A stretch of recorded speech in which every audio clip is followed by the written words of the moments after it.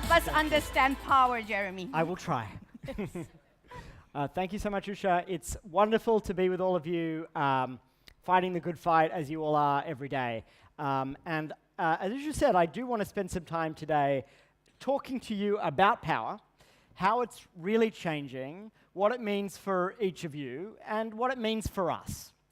So I've been an activist and by definition a fundraiser from a very young age. So this was actually me at age 12 in this very town of Nordvik at a conference not too dissimilar to this one, it was a meeting of children and Nobel Prize winners coming together to try to solve the world's problems. I was a very opinionated child. I ran around the world campaigning on a whole bunch of issues. This is a little snippet of my 12-year-old self. Today we spoke to Jeremy Heimans at his Sydney home. Well, I think we have got problems, and I think we have got monetary problems. What you could do is divert 10% of each nation's annual military spending to services of debt, the environment, and, health, malnutrition, children, and all these problems, because we spend an excessive amount, an enormous amount on the military, which is completely unnecessary to spend so much, and instead we've got to spend that money on immediate problems, problems that endanger our entire society. My parents were deeply confused. So I ran around the world campaigning for issues like that. At least I wasn't advocating for more military spending. And my weapon of activism, my principal tool of activism in that pre-internet era was the mighty fax, right? And there was a particular campaign that I tried to run in the early 90s on the eve of the first Gulf War, if you remember.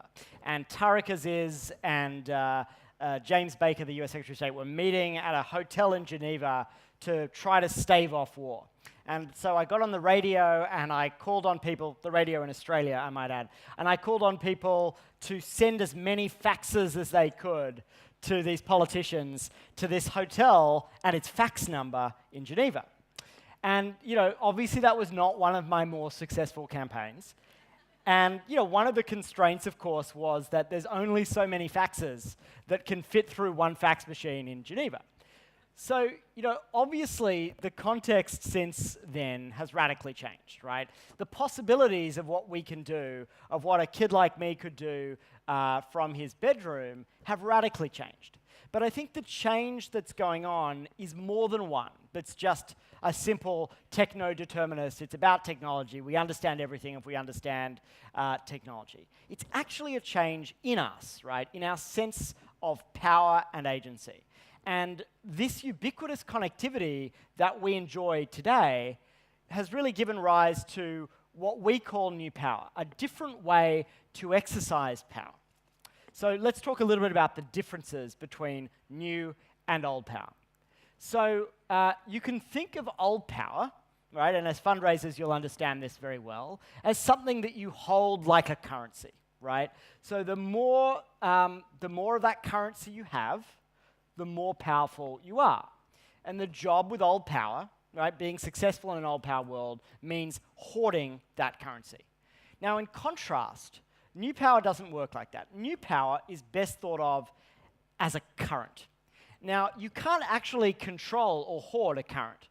All you can do is try to shape its direction.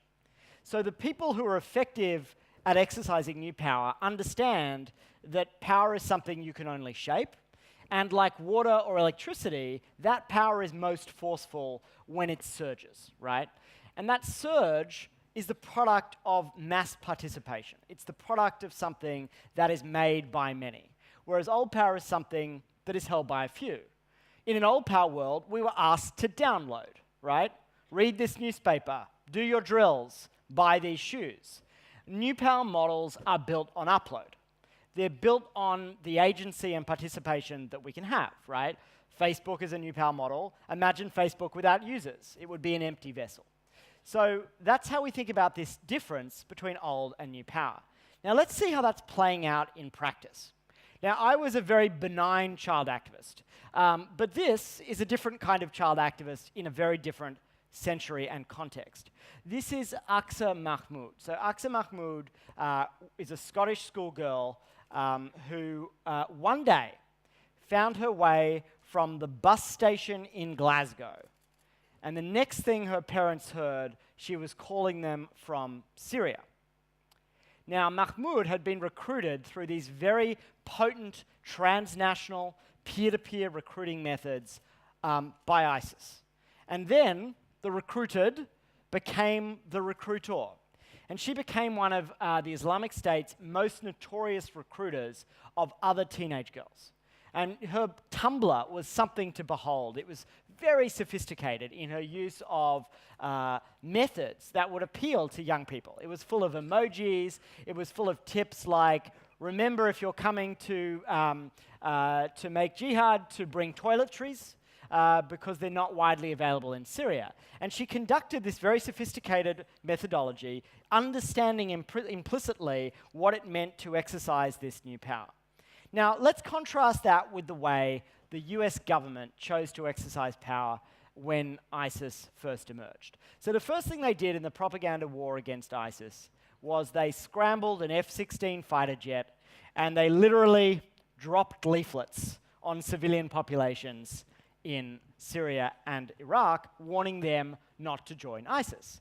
Now, this is a technique that was used 100 years before, and literally dropping leaflets on people is not a very effective way to make ideas spread sideways in the way that Mahmoud was doing that. So then, when the US government decided, well, we should probably use this fancy social media thing, they create this hilariously bossy Twitter account, Think Again, Turn Away, in which people on the verge of radicalization are persuaded by the seal of the US State Department not to join ISIS. So here you see these two very different ways of exercising power, right? The US government exercising old power, Mahmoud, in a very dangerous way, but a very potent way, exercising new power. Now, we see these clashes everywhere. You see it in the business world with platforms like Airbnb, right? 10 years ago, this thing doesn't exist. Today, it's the biggest source of temporary accommodation in the world. And what's so fascinating about them is they're in this big struggle with old power, i.e. with governments and regulators around the world. And in that struggle, unlike a major corporation that's based on an old power model, they've actually been able to mobilize their own hosts as an army of lobbyists, right, for it in its regulatory battles. You also see it in the health sector, which in a very inspiring way, where patients are beginning to form communities, are beginning to take power into their own hands. On the left is a platform called Patients Like Me. It's a really interesting platform in America where basically people share private data about their own health with each other, right? So imagine sharing information about your gout, you know, with other people. But it's a product of shifting norms in the world. And in a particularly interesting moment, this community included a group of ALS sufferers. And they crowdsourced their own drug trial to figure out whether lithium was an effective treatment for ALS in a fraction of the time that it would have taken the FDA. And they did it in a scientifically rigorous way. So you get this sense again of the FDA, old power, right, taking too long to address some of the needs of these patients. And you see patients self-organizing and a little bit challenging the expertise that we have held so dear. So we first wrote about these ideas in Harvard Business Review. I co-authored an article with Henry Timms. And in that article, we talk about both old and new power models and old and new power values. And these are some of the norms that have emerged in a new power world. So let's discuss a couple of them and sort of describe the differences, right? So in an old power world, there's faith in managerialism, in institutions, in very formal mechanisms of governance. Many people would say that's a good thing, right? But that was how the world ran. So if you think about the great institutions of the 20th century, be it the big corporations or multilateral institutions or governments, they're all in this mold, right? In a new power world, you might say that a new power world is more flash mob than General Assembly, right? So there's an emphasis on informal governance, on just getting stuff done, on creating ad hoc networks. You also, of course, see this really interesting and mammoth clash on the issue of transparency. So there was a speech that Hillary Clinton gave last year that was leaked as part of the big leaks, the WikiLeaks. And she said to a Brazilian bank, look, in politics, sometimes you need a public position and a private position, because that's how the sausage machine works. That's how politics gets done. And while that might be, again, a very legitimate expression of a kind of 20th century norm, which is we make deals behind closed doors, gentlemen's agreements, and that allows us to do things that we wouldn't otherwise be able to do or say, in a new power world, that just explodes in your face, right? As it did when WikiLeaks literally exploded that in her face. And so these are dynamics that are very real today. All of us in all of our organizations face them. We do see this challenge to expertise happening all over the world. If you think about Brexit, a big part of the dynamic of Brexit was experts don't matter anymore. You know, these guys have been wrong for so long. And this belief in the idea that we can all be makers. And finally, and I'm sure many of you are living this every day in your own work, there are very clearly shifting norms about affiliation, right? So in the 20th century, people were card-carrying members of organizations. They would often be loyal to those organizations for many years. I made the mistake of saying card-carrying members of organizations no longer exist in front of a group of Chinese Communist Party officials last year. I've learnt from that. But in a new power world, it's not that people aren't affiliating. In fact, as you're seeing, people are affiliating even more. They're liking things, they're popping in and out of things, they're associating with ideas in a very fluid way. But the nature of that affiliation is more fluid, it's more transient, and when you're building your strategies, you have to think through what it means to construct a strategy in a world in which, frankly, that loyalty cannot be relied upon. So in the Harvard Business Review piece, there's, in HBR, it's basically a contractual requirement to have a 2x2 matrix. So we built this 2x2 matrix which analyzes organizations according to whether they have a new power model, i.e., is their model enabled by mass participation, or is their model basically command and control, or top-down? And do they have new power values or more traditional values, as I showed you just a moment ago with these different values? So we plotted a bunch of organizations on this chart, and I just want to run through this chart for a moment and show you some of these things. So, in the bottom left, you have the castles, right? Old power model, old power values. So, you'd be familiar with these organizations. There are many of them. You may work in some of them, right? It's interesting to note, though, that the most valuable company in the world, Apple, is also really a castle, right? Its business model is the Cupertino product designer is the genius, the singular genius. The product descends upon us. Those Apple stores are like churches with the glowing apples at the top, right? And suddenly they say you no longer need a headphone jack, and then we buy the phone. And also, culturally, in terms of its values, it's a very secretive organization. It doesn't really do collaboration very well. So you can be successful in that quadrant, but it's also important to note that most of us can't be Apple, right? So the bottom right quadrant is a really interesting one. It's what we call the cheerleader quadrant. Now, cheerleaders are organizations that are beginning to embrace new power values, right? Values like transparency, integrating more collaboration, culturally, etc. But what they do is still basically old power, right? The Guardian is still basically writing top-down, journalists are producing information that we consume. We're not creating the content. Patagonia makes jackets, even though on a values level it's very different. So some of your organizations may be in transition, and a place that you might transition to is that cheerleader quadrant, where you begin to make cultural changes toward new power before you've necessarily made structural changes to your model. In the top right are the crowds, right? These are the models in which old and new power values come together, and we see that in many social movements today and in some technology platforms. Now, the top left quadrant, I think, is the most interesting quadrant right now, and perhaps the most dangerous. And in the HBR article, we call this quadrant connectors, but in the book that we've just finished on new power, which is coming out in April, we call them the co-opters. Because these are organizations and leaders who are combining a brilliant understanding of new power in their models. Think about Facebook.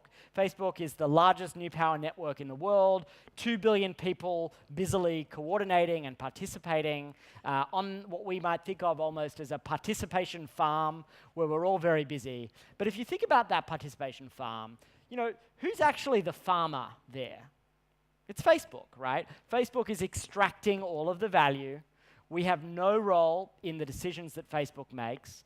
We don't even understand or know what's happening behind that algorithm, which is being used to shape our moods, our feelings, our relationships, and our product preferences, right?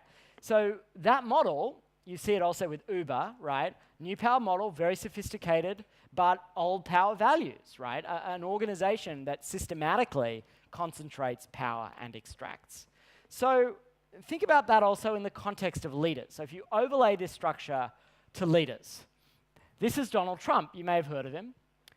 Now, Donald Trump, you might think is just a classic old power leader, right? But actually, Donald Trump is not Kim Jong-un, right? These are quite different leadership styles. So Kim Jong-un, definitely a castle leader, right? It's all about coercion. It's all about, authoritarianism matched with fear and force, right? But Donald Trump is actually a different kind of leader. We think of Donald Trump as a co-opter, and more specifically, as a kind of platform strongman.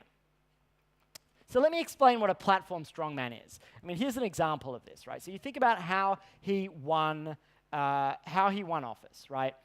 He didn't win office through authoritarianism. He actually won office by empowering a crowd, by giving them so much agency that he even said, if you beat up people who don't agree with me, I'll pay your legal fees, right? He would take from the memes and the grassroots ideas and creativity of the alt-right, the white supremacists, the gun rights crowd, and he would pick up threads of that and he would amplify them, right? And the last thing he wanted to do was rein in the agency of his crowd. While president, this is just an example, he found this meme on Reddit of Trump beating up someone with a CNN head, right, at a wrestling match. A total signal of violence to his crowd, right? But he actually takes something his crowd had come up with, he amplifies it, he empowers them. So this is the platform strongman. At the same time, Trump is absolutely advocating authoritarian values, right? He's the one who says, only I can fix it.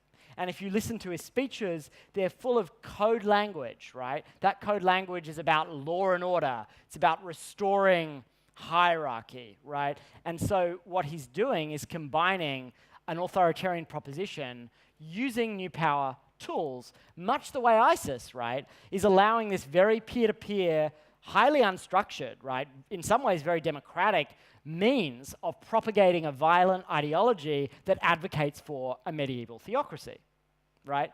So that's where we are in the world today, and the co-opters, those platform strongmen, are forces we all have to reckon with in this room, because we're all trying to advance values that actually give power to more people.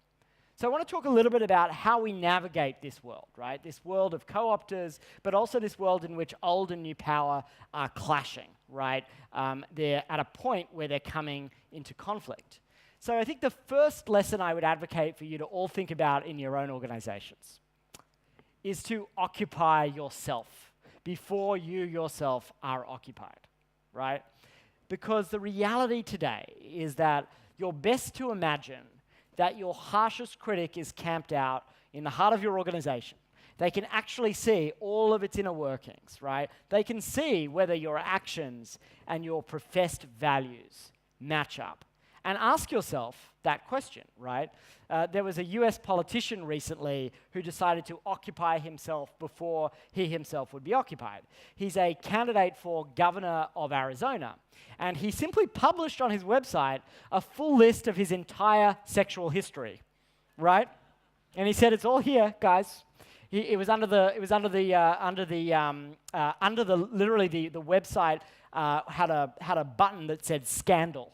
And you could click on scandal, and he just declared it all, right, before other people could declare it for him. So, you don't have to go to that extreme, but it's a really interesting way to think about a new power world, right? In the way we communicate, we have to shift from a mindset of what we call sound bites, right? We remember sound bites in the 90s, in the 20th century, in a television, radio world. The job was to sum up your message in a sentence or a catchy slogan that could be repeated over and over again and would be untouched, right? And you would pay to advertise that, or if you were a politician, you would just repeat that over and over again, right? No matter what the question was. The sound bites are not enough anymore, right? Because actually, sound bites just don't travel very far, because people can't do anything with them. So an alternative to that, the new power kind of way of communicating a soundbite is actually what we call a meme drop. So what's a meme drop? A meme drop is where you create language, imagery, certain kinds of assets that are deliberately potent, very visual, but unfinished. And you drop them into the crowd, and you allow people to take that idea and run with it. So Occupy's meme drop was the 99% and the idea of occupying things. And by the time Occupy was done, people were occupying everything from the opera to a small town to, their local council, right? It was extensible. People could run with it. Black Lives Matter is also a very potent meme drop in the way that it's built to spread sideways in that way.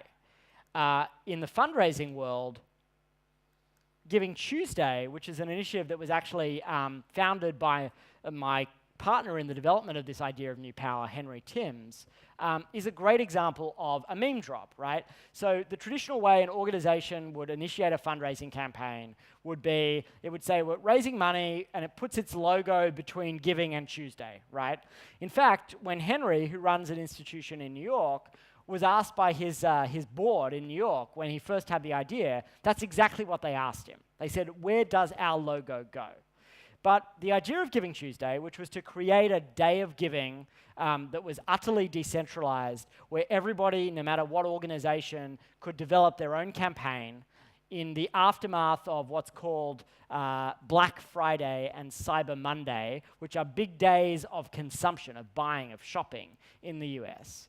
The idea was to make it completely ownerless. So you didn't know who'd started Giving Tuesday. The idea was to drop assets, this idea, this meme. Some tools were developed, and people were just encouraged to do with it whatever they wanted, right?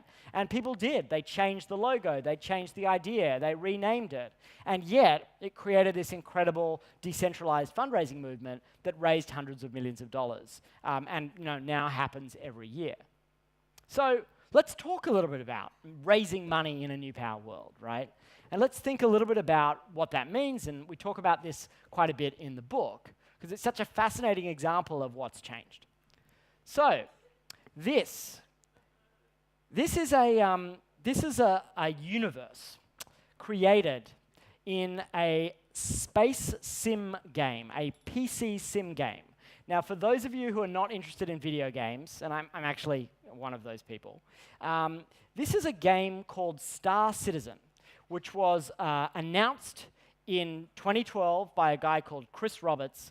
And it's a game that lives on your computer. It's called a PC game. So it's different to the games that people are playing now, which are traditionally on consoles, right?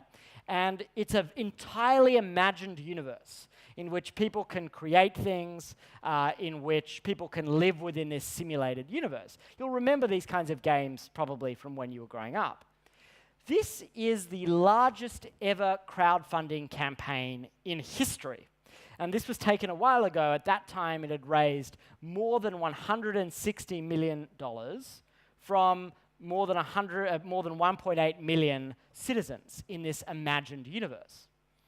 Now, there's only one catch with Star Citizen, and that's that 5 years after the crowdfunding campaign was launched, the game still doesn't exist. And so what's happened with Star Citizen is this. So he gets up, Chris Roberts, and he makes this incredible visionary goal. And it inspires people all over the world. And they just keep on raising more and more money. And the way they raise the money primarily is by allowing people to buy essentially status in this future world, buy a role in this future world. So for example, you can book your ship in this future world. So down here, this little spreadsheet down the bottom is an Office of Civilian Ship Registrations, where people who have purchased ships in this imaginary game that does not yet exist have registered their ships in anticipation of the game existing, right? Out of this idea started developing hundreds of communities of people writing fan fiction, people discussing, debating what should be in the game, right?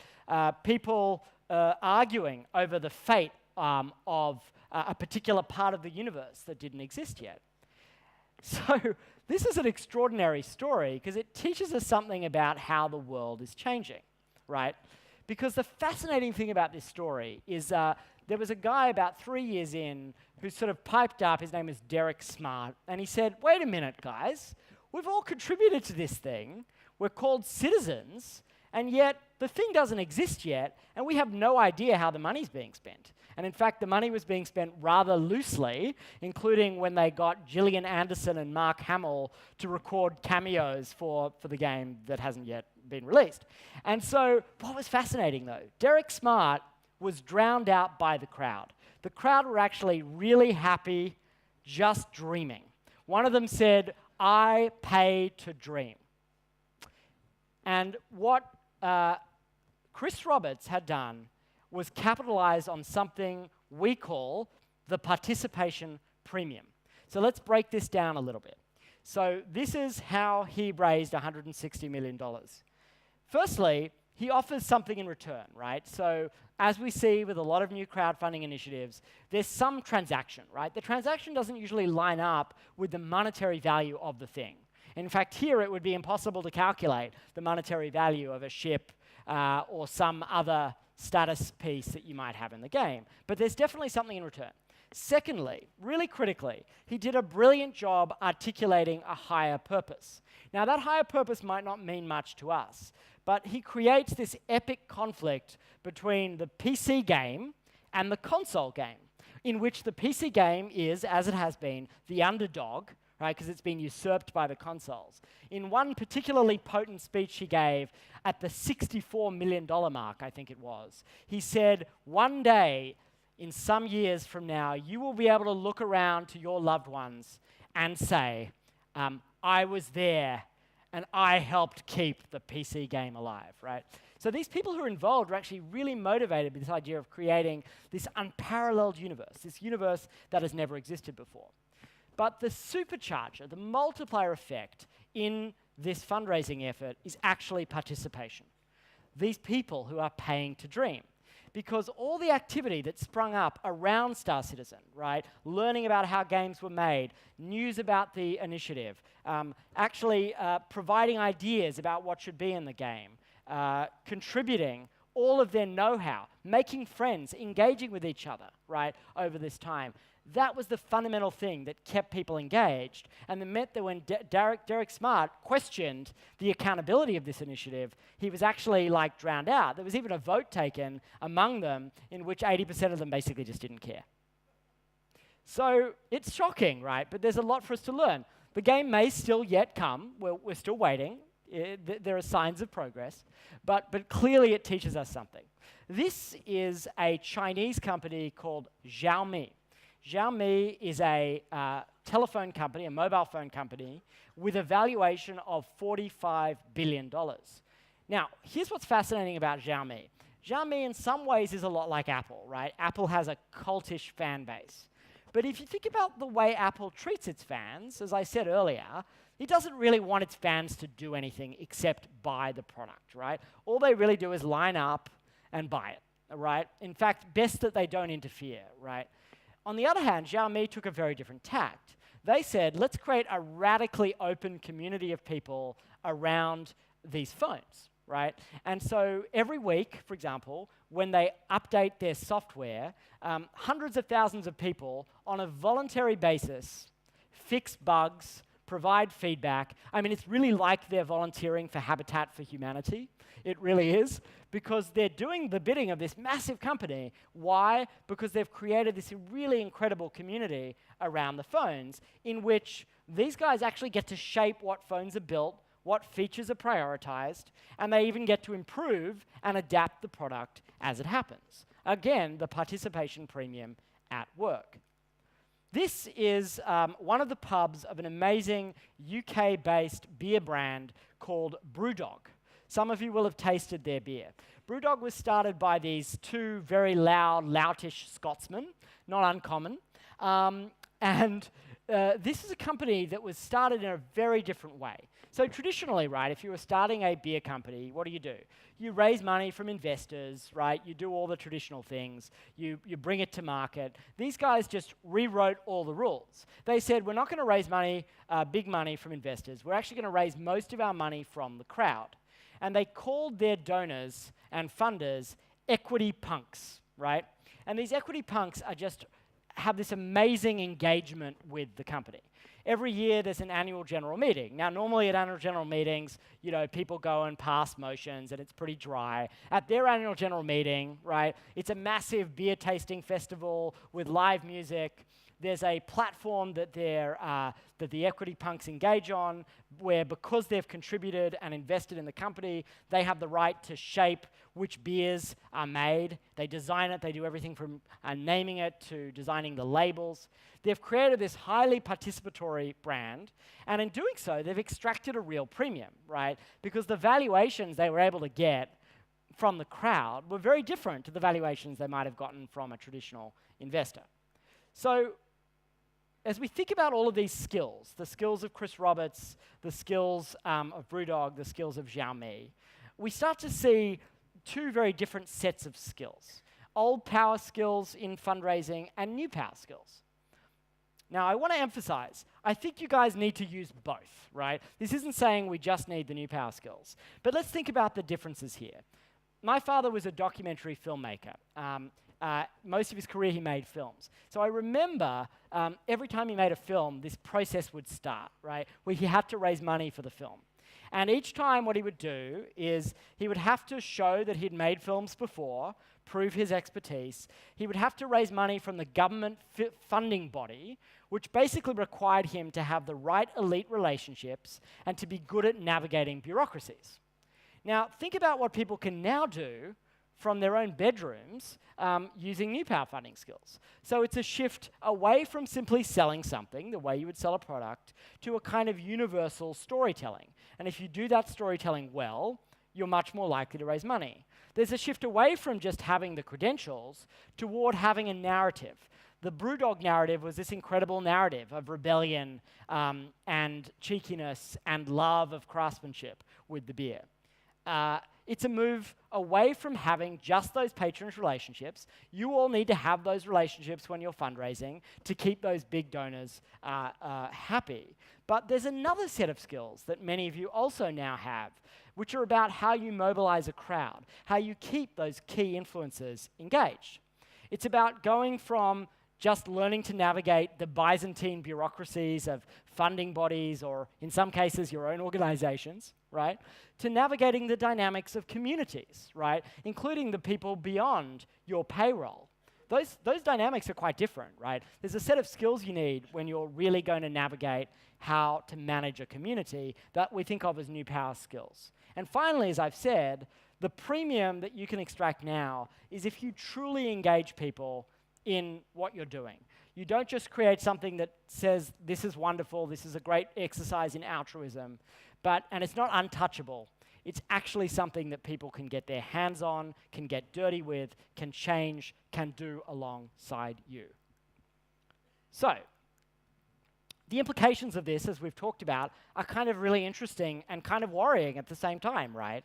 One thing that we see with a story like Star Citizen is that in a world in which you've got 2 million donors instead of a few big donors, you don't necessarily have more accountability, right? You don't necessarily have better governance. If Star Citizen had had an investor that had put $50 million in, you can bet that investor would have put pressure on Chris Roberts to deliver the game on time. right? But diffused accountability from lots of people doesn't necessarily mean that we have better governance. We also see that what is viral is not what is vital, right? Many of you know this from your own work. When the WWF raises money, it does not raise money for, forest conservation policy in China. It raises money around charismatic megafauna, right? Because people know that that is the entry point. But in some ways, that can cause real challenges, right? I mean, you get the trivial. I don't know if any of you guys remember this. This is the guy who, his name was Zach Danger Brown, who got up on Kickstarter and said, guys, what I'm going to do is I'm raising money to make a potato salad. And he raised $55,000. But what was interesting about it was people loved it. People got involved in that story. But it shows us that clearly what is viral is not what is vital. And in a world in which everything is pushed to the crowd in this domain, we get very strange outcomes. This was a poster at Davos a few years back, and the Harvard professor Jonathan Zittrain took a photo of this poster. What if public infrastructure was funded by the crowd? And he simply added the comment, also known as taxes. Right? And so, traditionally what we've done is we've said, look, governments can make rational resource allocation decisions in which they can prioritize the vital, the pothole, over the viral, right? The sexy solar underground park or whatever that thing is that people get excited about. So we live in a world where we have to balance these two things. And part of your work is to balance the viral and the vital. You need the viral. You need to understand the viral. But you have to keep the vital top of mind. And I kind of want to end this talk by emphasizing and asking the question, how are you using new power to help the least powerful? Because that is what most of you in this room are actually doing. Your job is to help the least powerful. And we live in a time where really our values, the values of the people in this room, are deeply challenged. The people who are working toward an open world, a just world, a sustainable world, a pluralistic world, one that isn't about turning away and going back to nativism, right, are really challenged. The people who are advocating for tribalism, for separation, right, for abandoning our environmental responsibilities, often have real intensity behind them. The Brexit folks were using new power very effectively to create a kind of passion, right, for that idea. So the job of the people in this room is to generate the same kind of intensity on the other side of these debates. And so I want to talk to you about the work we've done in Syria. We were very lucky to be able to help a group of volunteer rescue workers that many of you will know as the White Helmets get their word out to the world, right? Tell their stories to the world, and then, of course, raise money around that work.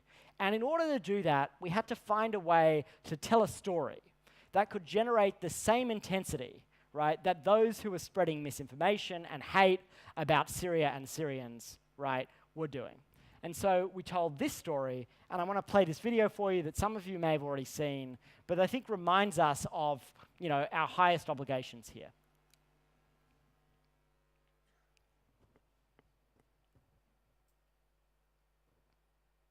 في أحد الأيام تعرضت منطقة الأنصاري للقصف بالبراميل المتفجرة. حصلنا نطالع العائلة الأولى والعائلة الثانية. العائلة الثالثة هي الأم والولد. هي فعلاً الأم كانت كثير منفعلة. عندها كثير كانت عصبية وكانت عم تصيح، هي خايفة على حالها أو خايفة على ابنها. بعد الحفل الطويل حسنا نسمع صوت الولد، صوت صار يبكي الولد، حسنا نسمع صوته وكان كثير محل صعب. بعد ما وصلنا لولد هون صار الشغل كثير بده حذر، هذا ولد عمره أسبوعين أو أكثر، بأي لحظة بيطب شي فوقه أو بيموت أو بيختنق. هلا 12 ساعة طبعاً هي ما كانت تنقال، عمل كثير حذر، هي روح بدك تتعامل معها بشكل خطير جداً. إنه طفل عمره أسبوعين يطب فوقه برميل أو 3 سقوف وما يستوي شيء، وكل هالضغوطات إنه هذا الطفل يطلع أقوى من البراميل وأقوى من السقوف وأقوى من كل شيء.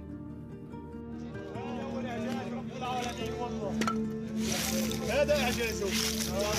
يا رب تبارك اسمك. الله وينه؟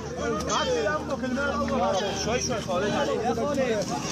الله يا الله. ثواني أبوسك ثواني عافية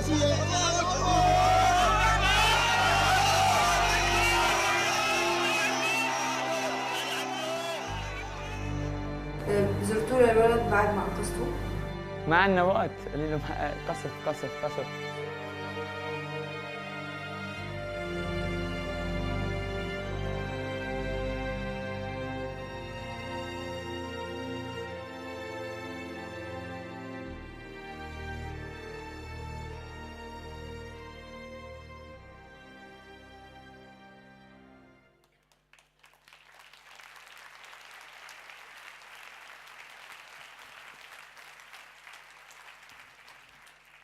So, it was by building a movement around these people and their stories that we were really able to cut through on Syria. Not just from a fundraising perspective, but we got to people's hearts in a way that policymakers and ordinary people could understand and support. And that work, spread around the world. And just so you guys know, this is the boy who was rescued. And he's I think 3 years old. He's resettled in Syria now. In Turkey now. And the sad part of the story is that the incredible guy, the heroic guy who rescued him, right, who pulls him out of the rubble, was killed in one of these barrel bomb attacks last year. So the stakes are really high, right? And I just want to leave you with the idea that you guys have enormous power in your own hands to use some of these new tools, right, to help more people. And at a time when our deepest values are threatened, I want to encourage all of you to find your own ways to do that and to use new power to help those who are least powerful. Thank you so much.